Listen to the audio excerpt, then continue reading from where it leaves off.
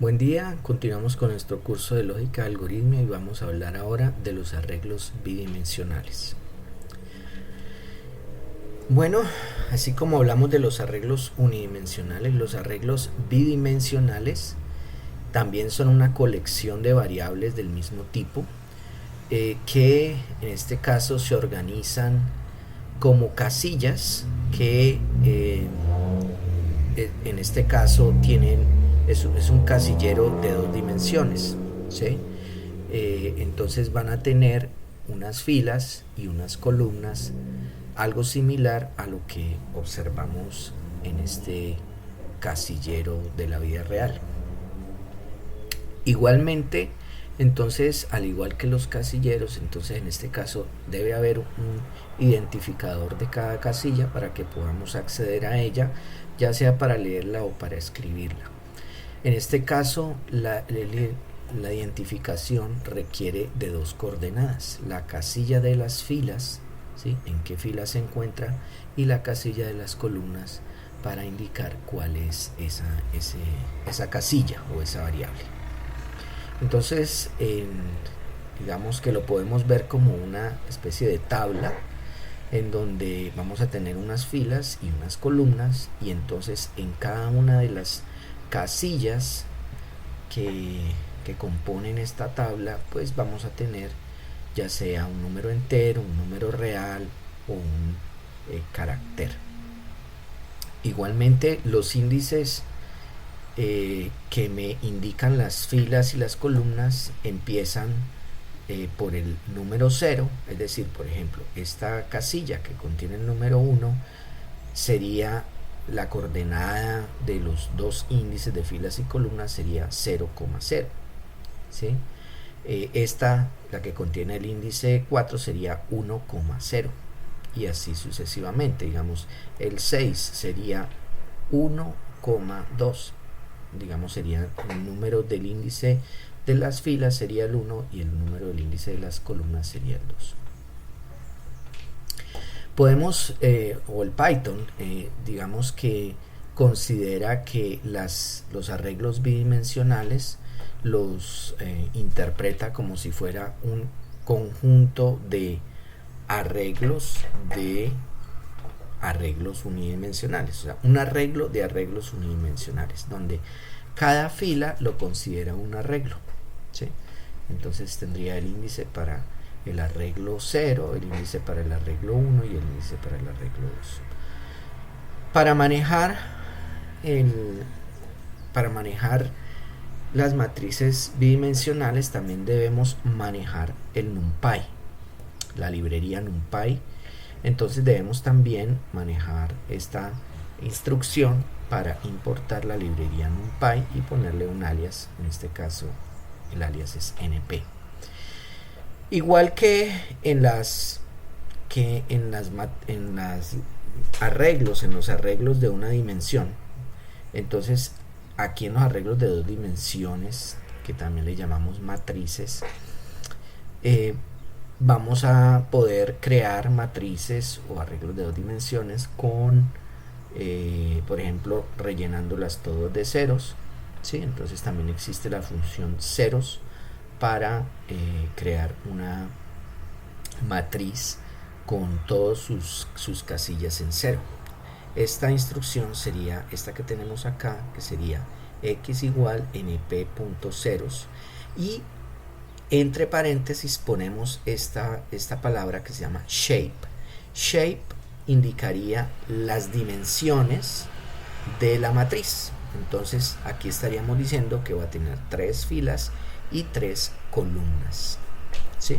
Entonces esta instrucción me crearía una matriz que le va a llamar x, ¿sí?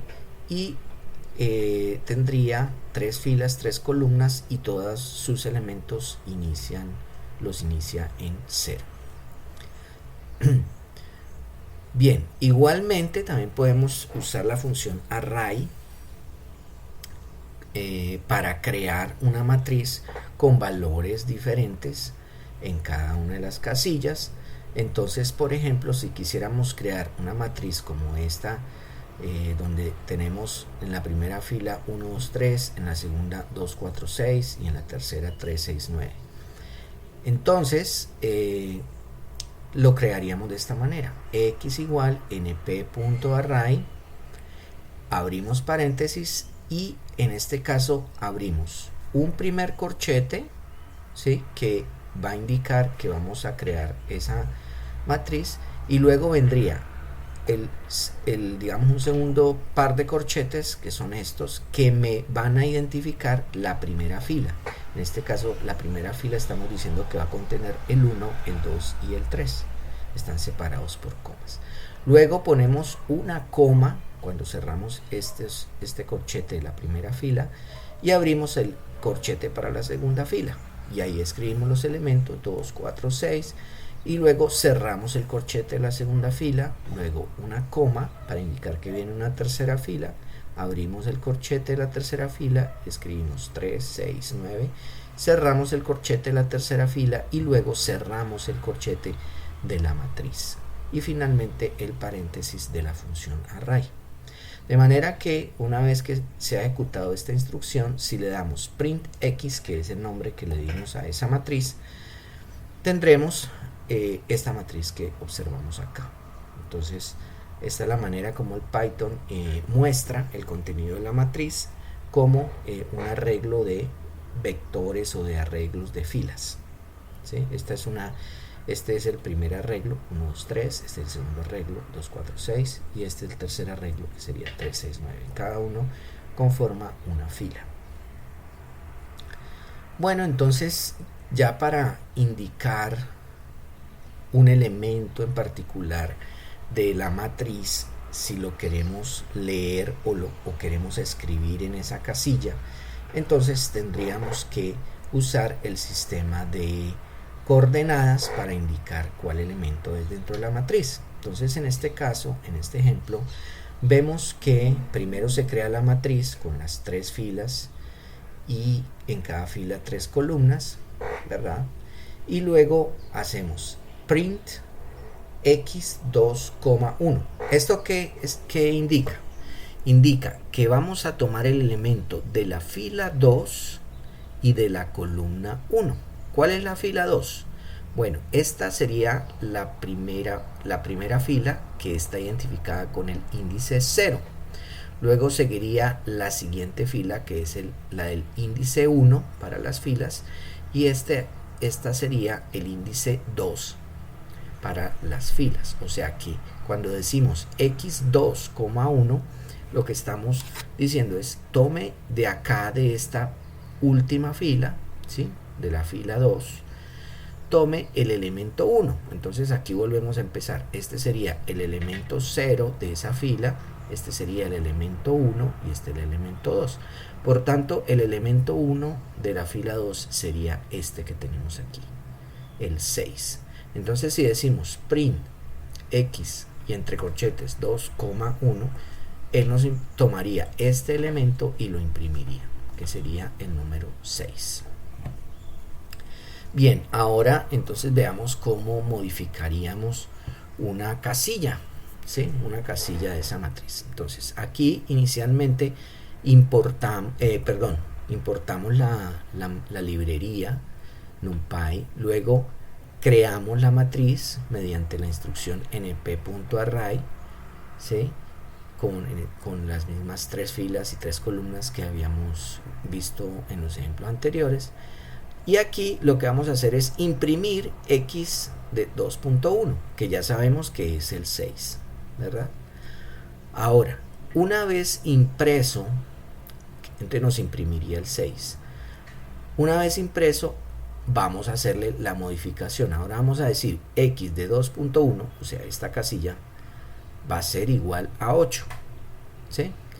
Y luego volvemos a imprimir el elemento x de 2.1 y en este caso nos dará 8. Es decir, si imprimiéramos toda la matriz, pues nos mostraría que aquí en lugar del 6 hay un 8.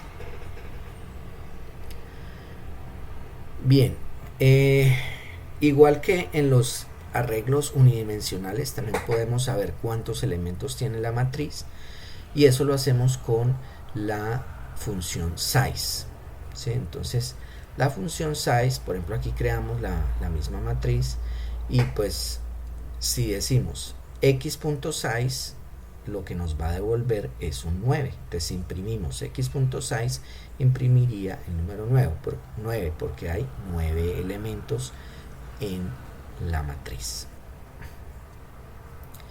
Pero también podemos saber cuáles son las dimensiones de la matriz.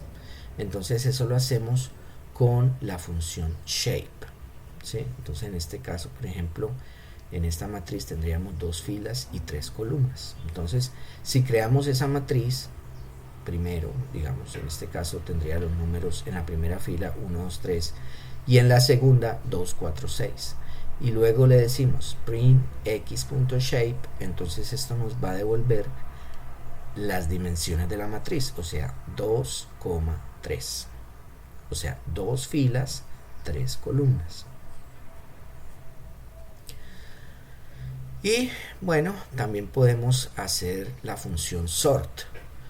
En este caso, por ejemplo, podemos crear una matriz con sus números desordenados en las diferentes casillas, y luego si aplicamos la función sort, lo que va a hacer es que va a ordenar por filas solamente, por filas. Entonces aquí quedaría, si estaba 639, quedaría 369. Si aquí estaba 426, pues entonces quedaría 246. Veamos el ejemplo. Entonces aquí creamos la función, la matriz X con 2 filas y 3 columnas, ¿cierto? 693 y 624 son las filas. Imprimimos X y entonces acá nos va a sacar esto, que es la matriz original que acabamos de crear. Si luego le decimos sort, np.sort a la matriz X, entonces, y luego la imprimimos, entonces miren cómo queda. Quedaría la primera fila, quedó ordenada, estaba 693 y ahora quedó 369. Y la segunda fila quedó también ordenada, estaba 624 y ahora aparece 246. Bueno, igual que mencionábamos para los ciclos, para los arreglos unidimensionales, una de las ventajas que se tiene es que podemos almacenar muchas variables en una tabla de estas, en una matriz de estas, y luego podemos ir haciendo, por ejemplo, las mismas operaciones con cada elemento de esa matriz, y eso lo podemos hacer mediante un ciclo for. Entonces en este caso, para poder recorrer la matriz, entonces bueno, digamos que la podemos recorrer de dos maneras. Primero, podríamos sencillamente ir recorriendo fila por fila e ir, por ejemplo, ir imprimiendo la fila. Entonces eso lo haríamos, aquí se crea la matriz de 2 filas y haríamos for arreglo in X. Entonces este primer for lo que haría sería recorrer fila por fila e iría imprimiendo cada fila, ¿sí? O sea, en este caso arreglo sería toda la fila y la iría imprimiendo. Entonces imprime primero 2, 1, 2, 3, que es la primera fila, y luego imprime 4, 5, 6.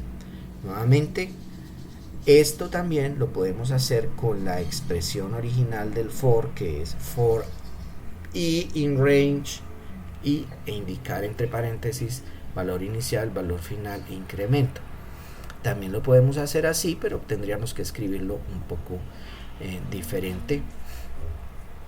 En el caso de que queramos ya ir tomando cada valor, cada casilla, entonces necesitaríamos 2 ciclos for anidados, es decir, este primer ciclo for que me va recorriendo las filas y este segundo ciclo for que me va recorriendo las columnas. Entonces aquí cuando se imprime este dato, en realidad sería el dato que está cruzado entre esta fila y esta columna, lo iría imprimiendo. Entonces imprimiría 369, ¿sí? Que es la primera fila, luego imprime, es decir, toma primera fila y hace este barrido de este ciclo for. Entonces imprime 3, luego el 6 y luego el 9. Luego pasa a la segunda fila y vuelve y hace este recorrido. Entonces empezaría, imprime 2, imprime 4, imprime 6. Muy bien.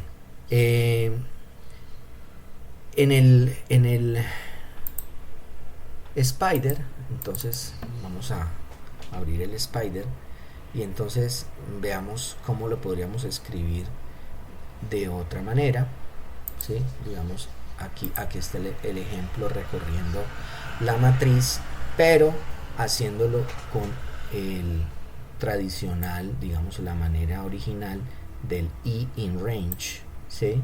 Entonces, por ejemplo, bueno, o sencillamente la variable que queramos. Entonces, por ejemplo, aquí creamos la variable, voy a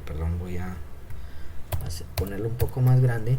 Entonces creamos la variable salarios, que tiene dos filas, cada una con 3 columnas, y luego la imprimimos, y luego lo que vamos a hacer es ir recorriendo elemento por elemento y le vamos a ir sumando 1, y luego vamos imprimiendo cada elemento. Entonces, para hacer esto, lo que hacemos es un ciclo for para las filas. Entonces vamos a poner el contador, le vamos a llamar fila, y otro ciclo for para las columnas. Entonces al contador le vamos a poner columna. Entonces decimos for fila in range. En este caso sabemos que tenemos dos filas, entonces empezaríamos en la fila 0 y luego terminaríamos en la 1. Eso lo indicamos así, como empezamos en este valor 0 y se sale cuando sea 2, o sea, lo haría 2 veces para la fila 0 y para la fila 1, y aquí va incrementando en 1. Y dentro de este ciclo for, entonces vamos a escribir este otro ciclo for que va a ir recorriendo las columnas. Entonces decimos, para columna en el rango de, como en este caso hay 3 columnas, empezaría en la columna 0 y terminaría en la 2, pero pues ponemos uno de más aquí en el límite superior para que lo haga con columna igual a 0, columna igual a 1 y columna igual a 2, y se va incrementando de 1 en 1. Entonces, si queremos acceder a cada casilla, diríamos salarios, que es el nombre de la matriz, y entre corchetes escribimos fila, columna, indicando que va a tomar la columna que tenga en este momento y la fila que tenga en ese momento, el recorrido que vamos haciendo. Y luego decimos que le sume 1 a esa misma y lo almacene en esa misma casilla. Entonces, luego lo que hacemos es imprimir, y luego finalmente, cuando ya lo haya hecho con todos, vamos a imprimir toda la matriz. Entonces miren que aquí al inicio, antes de hacer la modificación, imprimimos la matriz, y luego al final, cuando ya nos hemos salido de los dos ciclos for, volvemos, imprimimos la matriz para ver qué efecto ha tenido esto.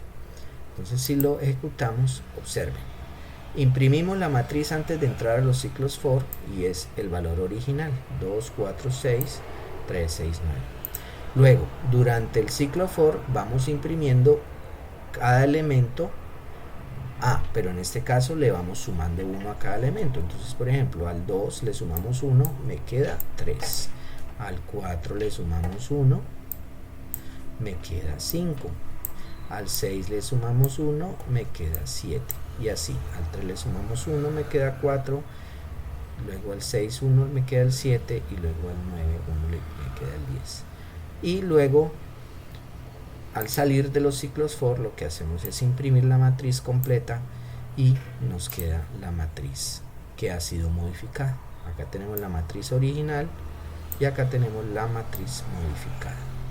De la misma manera, entonces podemos hacerlo, podemos tener 500 filas y 1000 columnas y podemos hacer todo esto, digamos, operaciones repetitivas sobre ellos con unos ciclos for que son bastante comprimidos. Como pueden observar aquí, no importa el número de filas y columnas que uno quiera hacer, siempre serían las mismas 3 o 4 instrucciones, y digamos, esto nos ayuda a hacer programas mucho más eficientes, porque si no hiciéramos eso tendríamos que crear una variable para cada una de las de las casillas, y si son 500 filas y 1000 columnas, pues serían 500.000 definiciones de variables, y habría que hacer 500.000 veces la instrucción.